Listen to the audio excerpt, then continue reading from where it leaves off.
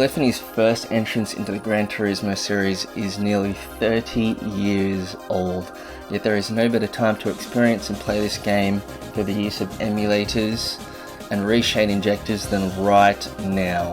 And if you liked what you saw in that video, we're going to go over my settings to get it looking exactly the way it did.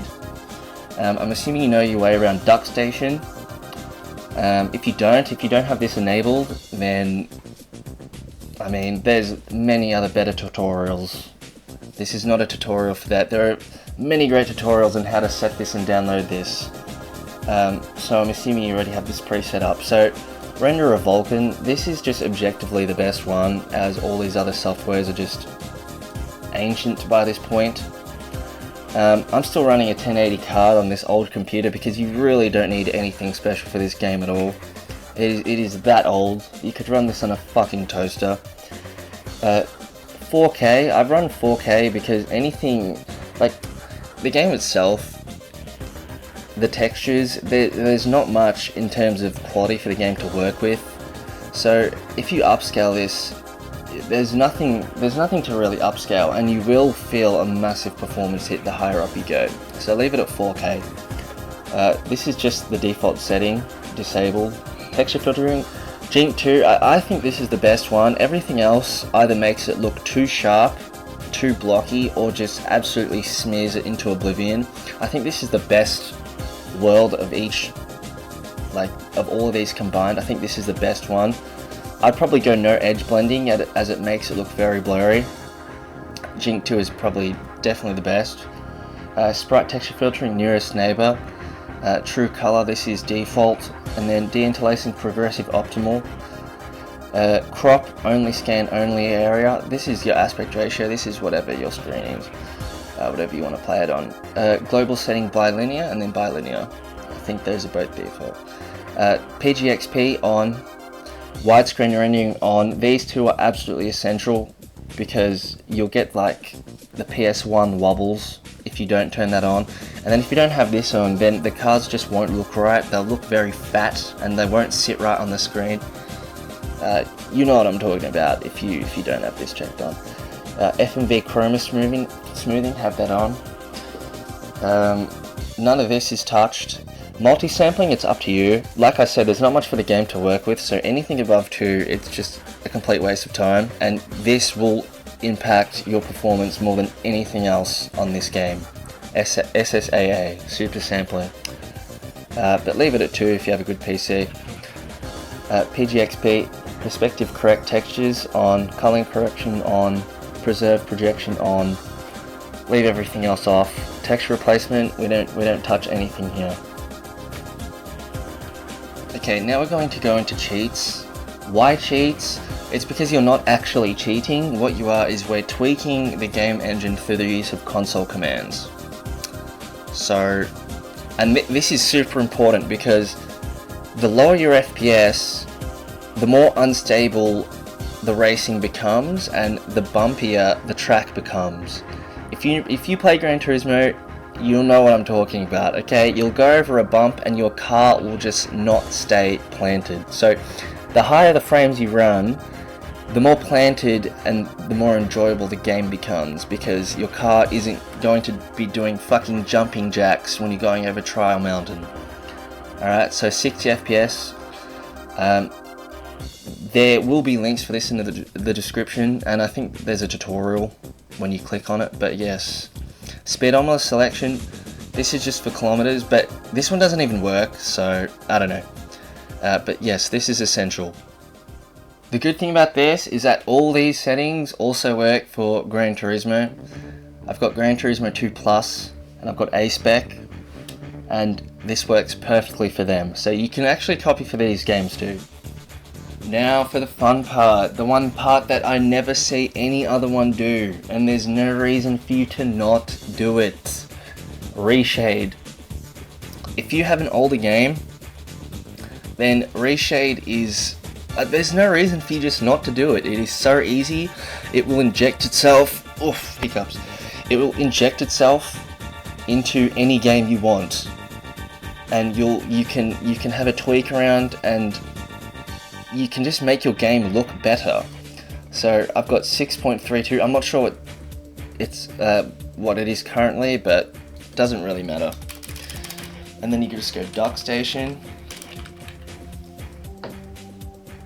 Oh, okay, or not. You can do it here, DuckStation, and then just click on the application, and then it'll inject. Yeah, so Vulkan,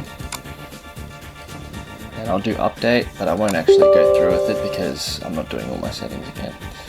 So yeah, Sweet Effects, and then HDR, Luma Sharpen, SMAA, Vibrance, Legacy Effects, Ambient Light. There's Bloom here, but there's better blooms. The one I'm using is probably better. Don't need any of this. Quint, MXAO, Quint Bloom, that's probably the better one. That's probably my favorite. Ashtray Effects, Clarity, Immerse, Sharpen, and yeah, that's it. Or better yet, I'll just show you. Okay, so we go home. Once you've injected it, you won't actually have this yet, but what you want is you want to download Quint Bloom, Luma Sharpen, Immerse, Quint, SMAA, Vibrance, Ambient Light, Clarity, D-Band. This is what it is.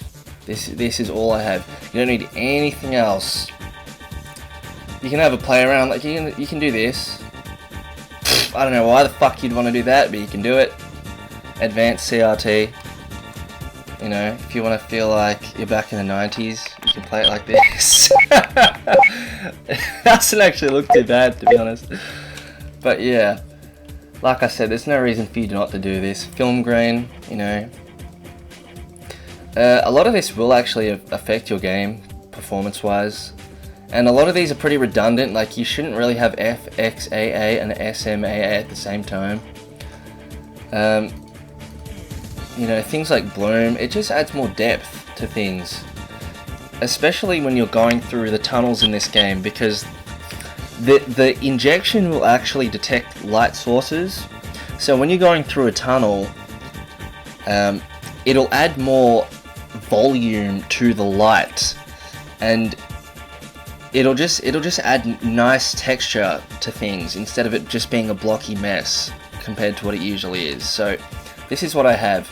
Okay, we're gonna go over now why I think ReShade is essential. So this is ReShade off, this is ReShade on. Do you see what I'm talking about? About how it adds nice volume to the light? Like it feels like you're actually outside on a really glary day. Do you see how it adds nice texture to the road? It actually makes it feel like you're driving on gravel. I mean, this is really all personal preference, but I genuinely do think it makes it look a whole lot better. So this is off, this is on. It seriously is a night and day difference, because this game is already very graphically limited. So if you can add just a couple more extra things of detail on there, like, you will notice this while you play. I think it looks great. Here, right now we're just going to show one more example before we end the video. So this is off and this is on. Okay, so what can't we fix? Well, unfortunately we can't fix the LOD textures. When you're racing, you will see texture pop-ins like everywhere. That can be very, very, very jarring. It definitely was for me. It definitely took some getting used to. It's not like Gran Turismo 2. If you're really worried about the graphics, then just skip to Gran Turismo 2. Because they actually have the cheat commands to where the texture pop-in is fixed, and loading over distance with the cars, they'll always look exactly the same no matter where you are compared to them. But yeah, that's it. If you liked the video, give it a like. If you disliked it, dislike the video. And yeah, that's it. Until next time.